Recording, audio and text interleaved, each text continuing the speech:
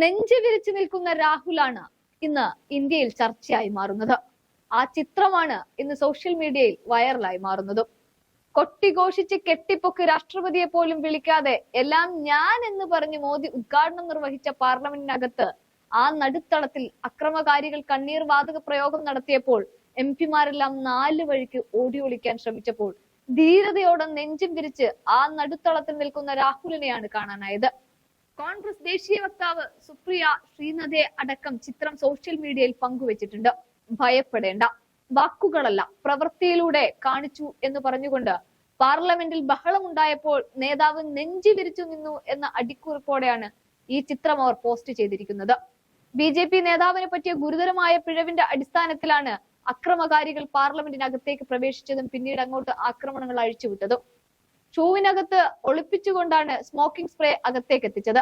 പാർലമെന്റിലെ അതിക്രമത്തിനും പ്രതിഷേധത്തിനും കാരണം സർക്കാർ നയങ്ങളോടുള്ള എതിർപ്പെന്ന് പ്രതികൾ. ഭഗത് സിംഗിനെ പോലെ ഭരണകൂടത്തിന് മറുപടി നൽകാനാണ് ശ്രമിച്ചതെന്നും പ്രതികൾ അന്വേഷണ ഏജൻസികളോട് പറഞ്ഞു. ഫേസ്ബുക്കിലൂടെയാണ് പ്രതികൾ പരിചയപ്പെടുന്നത്. ജനുവരി മുതൽ പ്രതിഷേധിക്കാനുള്ള പദ്ധതിയുടെ ആലോചനയും തുടങ്ങി. അതേസമയം പ്രതികളെ ഇന്നും വിവിധ സർക്കാർ ഏജൻസികൾ ചോദ്യം ചെയ്യും. സംഘത്തിലെ അംഗമായ ലളിത് സായിക്കായി ദില്ലി പോലീസ് തെരച്ചിൽ ഊർജിതമാക്കിയിട്ടുണ്ട്. പക്ഷെ കണ്ടുകിട്ടാനായിട്ടില്ല. വിവിധ ട്രെയിനുകളിൽ 3 ദിവസം മുൻപാണ് എല്ലാവരും ദില്ലിയിലേക്ക് എത്തിയത്. വിശാൽ ശർമ്മ ഇവരെ ഗുരുഗ്രാമിൽ എത്തിച്ചു. പ്രതിഷേധം നടക്കുമ്പോൾ ലളിത് സായും പാർലമെന്റിൽ പുറത്തുണ്ടായിരുന്നു. ഇയാൾ പ്രതിഷേധം ഇൻസ്റ്റഗ്രാമിൽ തത്സമയം നൽകി സർക്കാരിന്റെ കർഷക സമരം, മണിപ്പൂർ അടക്കം വിഷയങ്ങളെ എതിർപ്പ് പ്രതിഷേധത്തിന് കാരണമായി എന്നും പ്രതികൾ പോലീസിനോട് പറയുന്നുണ്ട്.